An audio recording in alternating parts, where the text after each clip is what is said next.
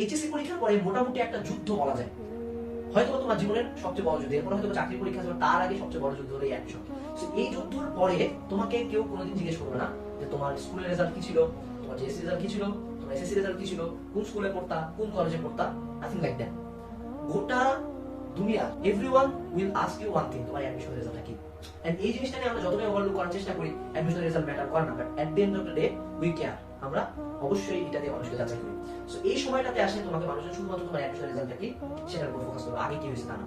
অর্থাৎ তুমি জাস্ট একটু সুযোগটার কথা চিন্তা করো যে তুমি তোমার পুরো লাইফে কেমন স্টুডেন্ট ছিলা, খারাপ স্টুডেন্ট না ভালো স্টুডেন্ট, সেগুলো তুমি পুরো ইতিহাসটা চেঞ্জ করতে পারো।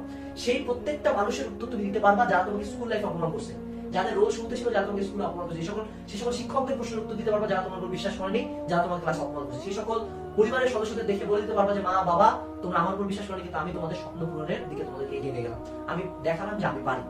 তুমি এত বড় একটা সুযোগ পাচ্ছ তোমার পুরা পাস্ট লাইফের ইতিহাসটাকে চেঞ্জ করার, নিজেকে নতুন ভাবে আবিষ্কার করার।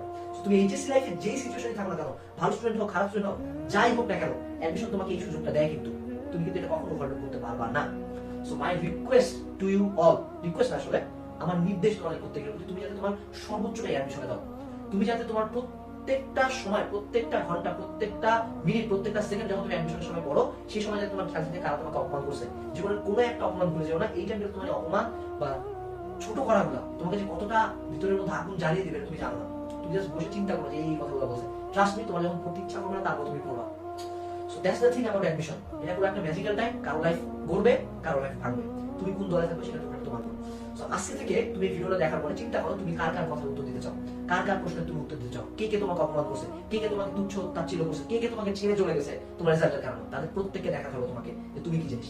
এই অ্যাডমিশন যুদ্ধটা মাত্র কয়েক মাসে প্রিপারেশন নেওয়া হয়। যদি আমরা কয়েক মাসে আমার পাঁচ লাইফের প্রত্যেকের প্রশ্নের উত্তর দিতে পারি, আমার পাঁচ লাইফে কি সবকিছু আমি চেঞ্জ করে দিতে পারি, নিজের একটা নতুন পরিচয় দিতে পারি, তাহলে আমি কেন আমার সর্বোচ্চ দিব না।